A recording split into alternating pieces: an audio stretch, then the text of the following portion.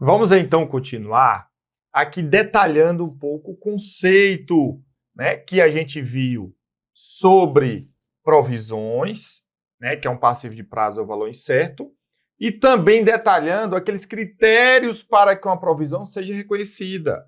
Por quê? Porque para uma provisão ela ser reconhecida, ela tem que ser uma obrigação presente, legal, não formalizada, derivada de fatos passados. A gente já falou legal, decorre de uma regra, decorre de uma norma, decorre de uma lei, de um documento, ou não formalizada quando a empresa não legalmente está obrigada, mas ela se compromete a fazer por algum motivo, inclusive em rede nacional por meio da televisão.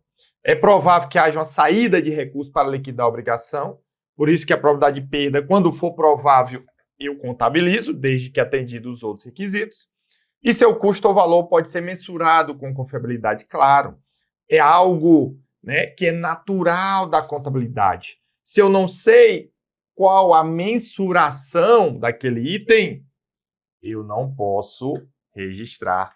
Então, nós vamos detalhar isso. Conceitos ligados aí a esses pontos. Então, o evento que cria a obrigação, a norma diz que ele é o quê? Que ele é um evento que cria uma obrigação legal ou não formalizada. Pode ser das duas formas. Que faça com que a entidade não tenha nenhuma alternativa realista se não liquidar essa obrigação. Uma obrigação legal é uma obrigação que deriva de quê? Olha, ela deriva de um contrato por meio de termos explícitos ou implícitos de um documento, por meio da legislação ou outra ação da lei. Então, criou-se a obrigação para ela. Por exemplo, a empresa é obrigada, quando o trabalhador ele fizer o seu exercício laboral acima da carga horária normal, 44 horas por semana, ele tem direito a horas extras. Isso decorre de quê? Tem uma norma que diz isso. Se ele não pagou, ele tem que pagar. Então, criou-se para a empresa uma obrigação legal atual, derivada de fatos passados, porque ele já trabalhou. Ah, ele ainda vai trabalhar. Aí não reconhece a provisão. Beleza? Show de bola. Obrigação não formalizada é uma obrigação que decorre das ações da entidade em que, por via de padrão estabelecido de práticas passadas, de políticas publicadas ou de declaração atual suficientemente específica, a entidade tem indicado a outras partes que aceitará certas responsabilidades, né? Então, práticas passadas ela faz, ou em consequência, a entidade cria uma expectativa válida nessas outras partes de que cumprirá com essas responsabilidades. Por exemplo, é uma empresa que, para manter ali a sua boa visão em relação à sociedade, então vamos supor que ela vende cadeiras, ela deu uma garantia de 1 mês, mas com 40 dias a cadeira quebrou por algum outro motivo. Ela não tem mais a obrigação legal, porque a garantia era de 30 dias, mas ela pode mesmo assim dizer, não, vamos resolver, as nossas cadeiras eram para ser com um maior período de sustentabilidade. Então ela vai e ressarce aquele cliente com outra cadeira ou com o dinheiro da cadeira.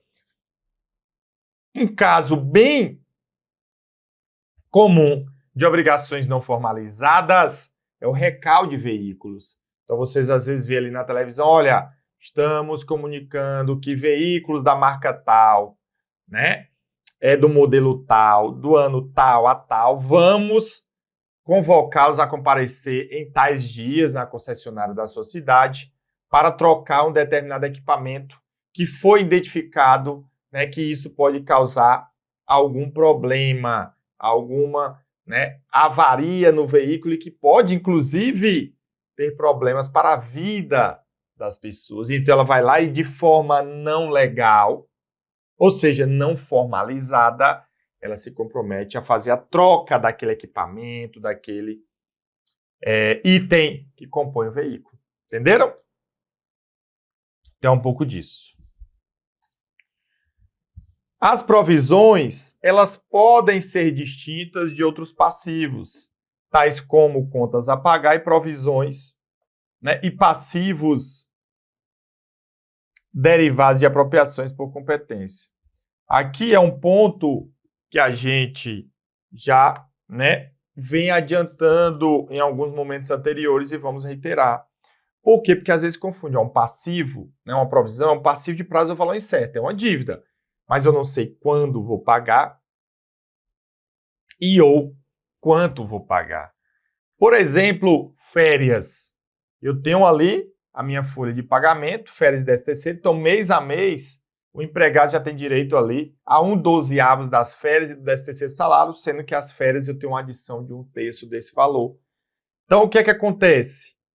Tendo isso, na verdade, eu não tenho um prazo ou valor incerto. Então, antigamente era provisões para férias e férias a pagar. Desculpa, provisões para férias e provisões para o 13º salário. Que pode até acontecer, mas decorrente de um litígio. E não da apropriação mês a mês pelo regime de competência. Aí é onde é que você tem que identificar. Então, atualmente, a apropriação mês a mês pelo regime de competência de férias e 13º salário geram as contas 13º salário a pagar e férias a pagar. Combinado? E caso tenha algum litígio onde precise provisionar o valor de férias antigas ou 13º passados a pagar, aí eu chamo de provisões. Claro que, muitas vezes, isso que a gente chama de férias a pagar e 13º salário a pagar, pode ser que alguns autores chamem de provisões. Você só precisa classificar no passivo. Fechado?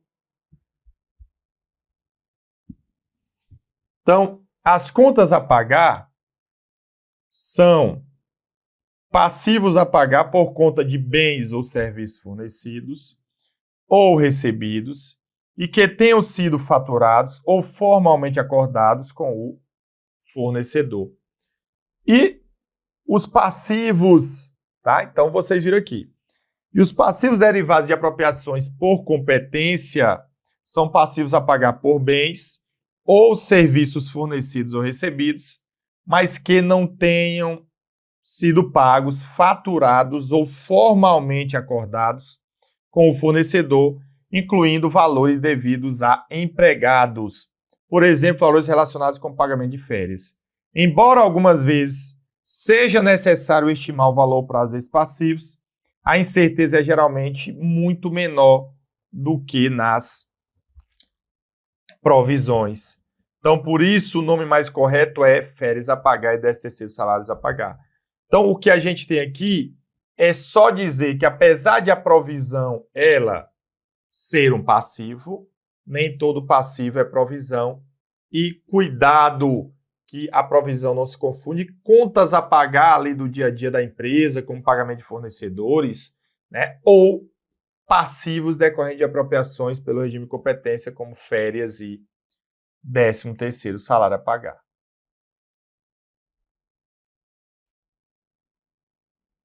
Importante, tá? Importante. O que mais, Felipe? Vamos avançando. Olha aqui.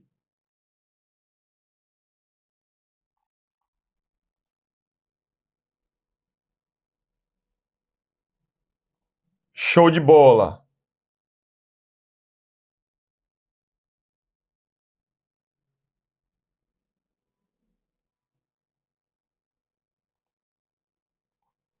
Bom demais.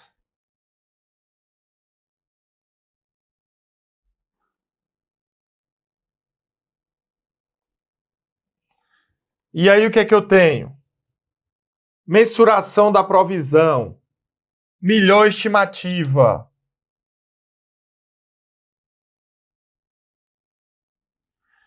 O valor reconhecido como provisão deve ser a melhor estimativa do desembolso exigido para liquidar a obrigação presente na data do balanço, tá?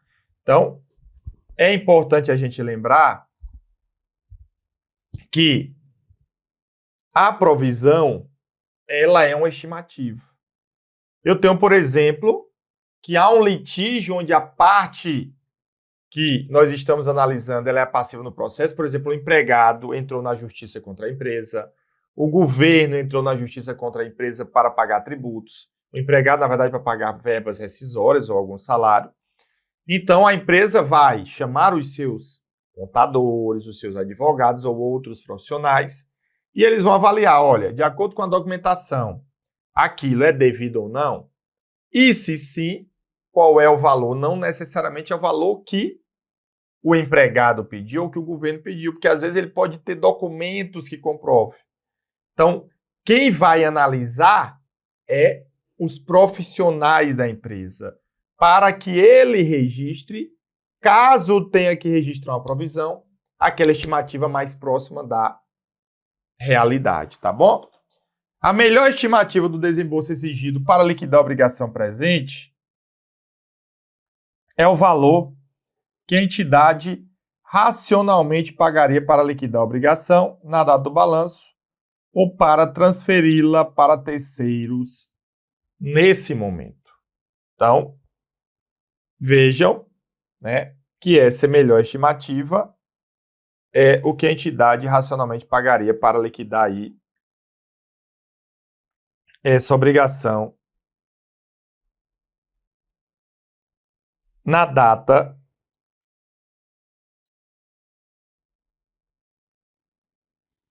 do balanço. Beleza? E aí, pessoal, para a gente entender isso na prática, como funciona, nós vamos fazer um exemplo. É a melhor forma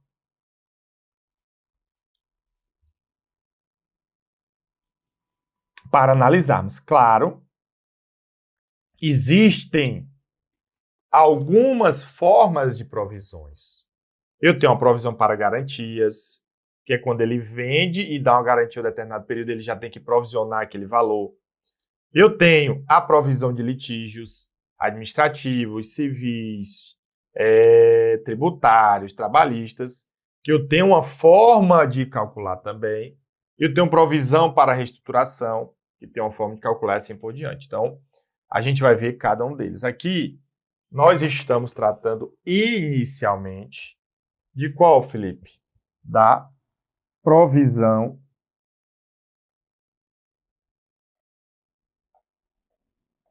para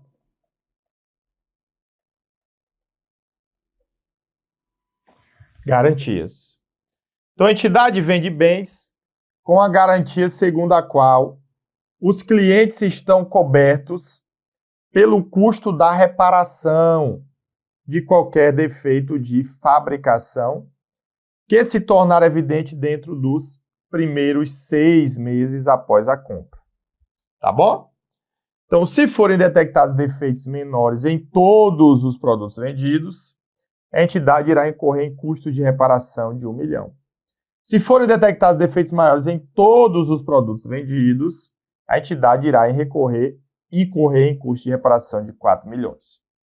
A experiência passada da entidade e as expectativas futuras indicam que, para o próximo ano, 75% dos bens vendidos não terão defeitos, 20% terão defeitos menores e 5% dos bens vendidos terão defeitos maiores. Então, de acordo com o item 24 da norma do CPC 25, a entidade avalia a probabilidade de uma saída para as obrigações de garantias como um todo. O valor esperado do custo das reparações, ele é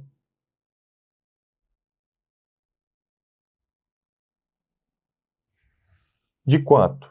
E aí vamos analisar. Olha, pessoal, aqui é uma regra de 3. Não vamos fazer de forma mais rápida, mas o que eu tenho que mostrar para vocês é o seguinte. Se ele está me dizendo que se todos os produtos que tiverem defeitos menores, a entidade vai incorrer em custo de 1 milhão, então se 100% dos produtos tiverem defeitos eu gasto 1 milhão, ele me diz que 20% terão defeitos menores, eu quero saber quanto é esse custo, quanto é essa provisão. Então, 20% vai ser x. Se eu pegar meio pelos extremos, x vai ser o quê? Vai ser, olha, 100% ele é igual a 1. Eu vou pegar 20% vezes 1 milhão, que isso é igual a 200 mil. Fechado? Então, pessoal, o que eu quero mostrar para vocês é que eu não preciso fazer essa regra de 3, tá? Beleza?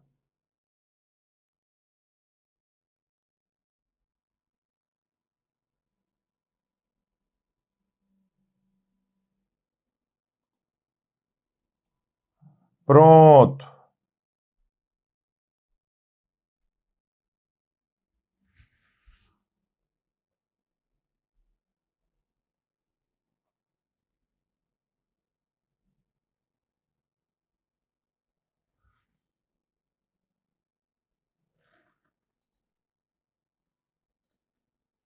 Olha aí. E aí, como é que eu calculo? Então, pessoal, o valor esperado eu vou chamar de provisão.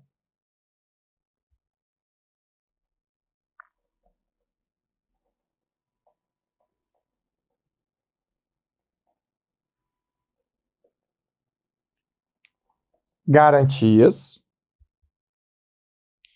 Tá certo? Que vai ser igual a quanto, Felipe? Agora vamos calcular aqui, olha. Ele vai ser igual, é só eu pegar 20% vezes 1 milhão, que é a parcela que é de defeitos menores, mais 5% dos defeitos maiores, vezes os 4 milhões.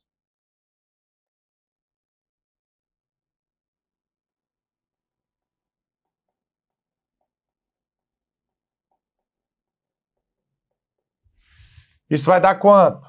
Olha, eu vou cortar 0 com 0, corta 0 com 0, 2 vezes 100 mil, isso é 200 mil, mais, eu corto 2 zeros, 5 vezes 4 vai dar 20, isso vai dar mais 200 mil, isso daqui somando vai dar 400 mil, tá? Que eu debito uma despesa e credito uma provisão para garantias. Então, no caso de garantias, nós vamos ter esse percentual. Combinado? Nós vamos ter aí esse percentual. E aí, claro, alguns outros têm outras formas de calcular.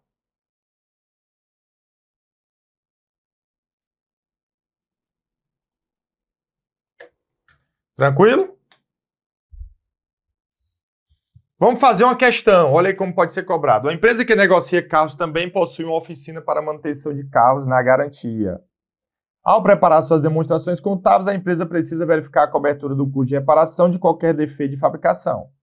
A experiência passada da entidade e as expectativas futuras indicam que, para o próximo ano, 70% dos carros vendidos em um ano não terão defeitos, 25% terão defeitos menores e 5% terão defeitos maiores. Se forem detectados defeitos menores em todos os carros vendidos, o custo será de 100 mil. E com defeitos maiores, o custo será de 300 mil. Nesse caso, considerando as informações apresentadas, o valor esperado do custo de todas as reparações será de quantos? Ou seja, quanto é a minha provisão? É o cálculo que a gente fez aí, olha. Se 100% dos defeitos menores, né, em todos é 100 mil, então, se eu só quero 25%, eu vou pegar 25% vezes 100 mil, mais o outro é 300 mil vezes 5%, tá? Então, 5% vezes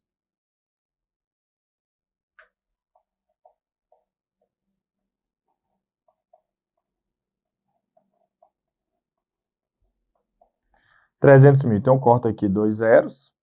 Isso daqui vai dar 25 mil. Mais, eu corto aqui 2 zeros.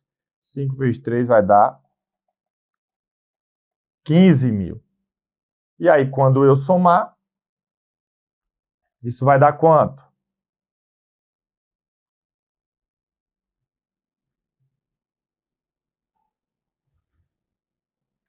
Show de bola. Isso daí vai dar, pessoal, 40 mil, né? 25 mais 15.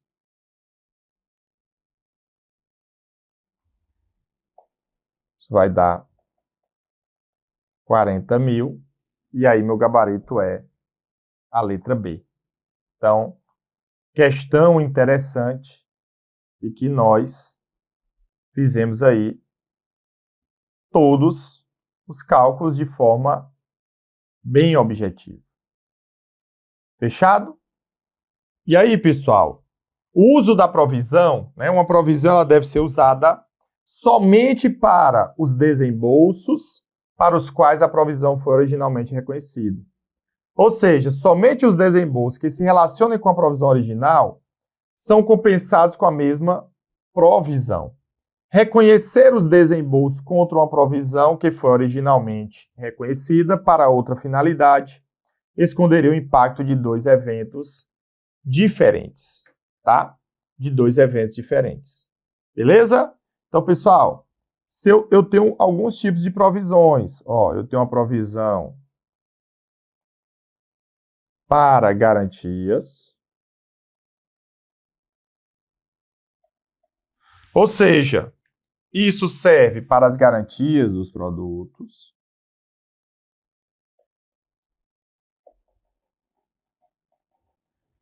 Eu tenho a provisão tributária.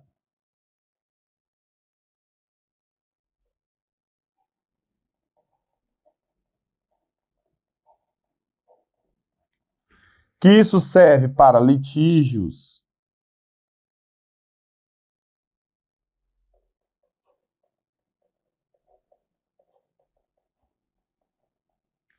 eu tenho a provisão ambiental.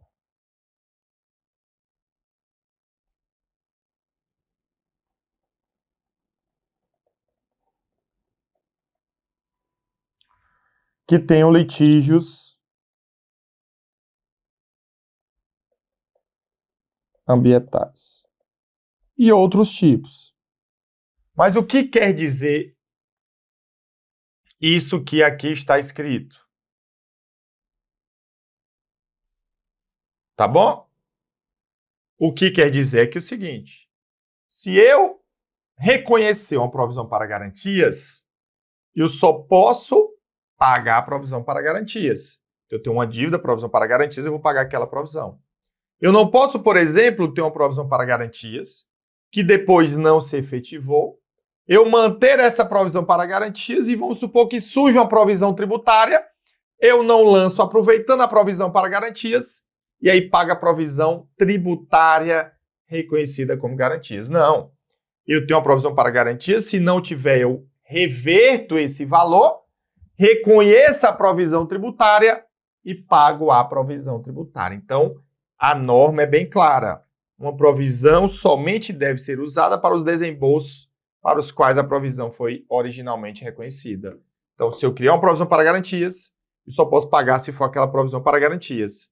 Se eu criar uma provisão tributária, eu tenho que pagar aquela provisão tributária referente àquilo. Eu não posso pagar uma provisão ambiental que se refere à provisão tributária.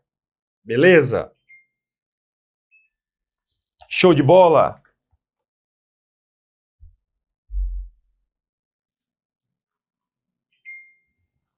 Tranquilo? Excelente. Bom demais. Então, podem acontecer, pessoal, ao longo do tempo, mudanças na provisão, tá? Então, as provisões, elas devem ser reavaliadas em cada data de balanço e ajustadas para refletir a melhor estimativa corrente. Se já não for mais provável que seja necessária uma saída de recursos que incorpore benefícios econômicos para liquidar a obrigação, a provisão ela deve ser revertida. Então, imaginem que, inicialmente, eu reconheci uma provisão, constituição da provisão.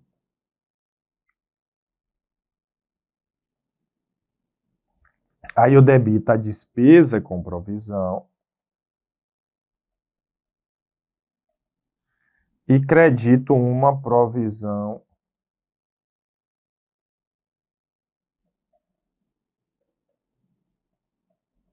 trabalhista, no valor de 6.500. Tá certo? No valor de 6.500. Beleza? Show de bola. Aí eu tenho aqui uma provisão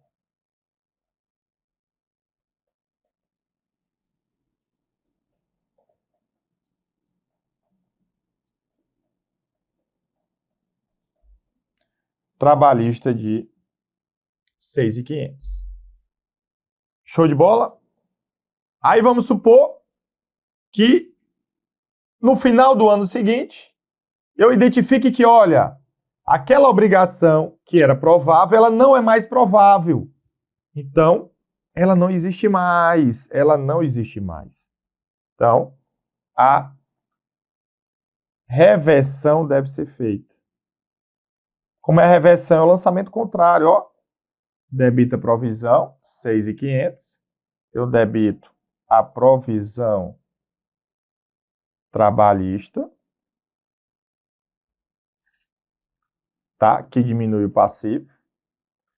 E aí, ao invés de eu creditar uma despesa, eu credito uma reversão de provisão, tá? Que a reversão de provisão é uma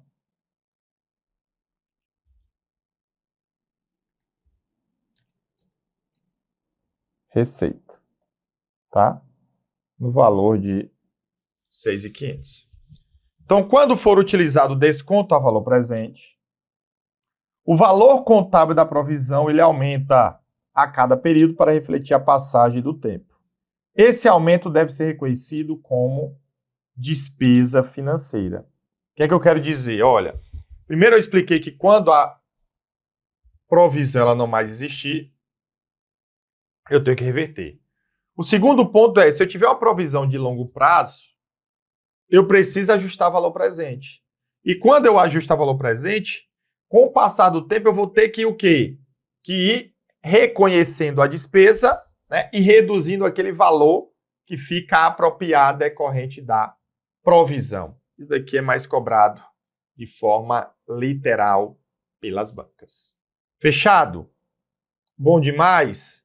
Então aqui a gente conclui mais uma aula para você sobre esse assunto importante.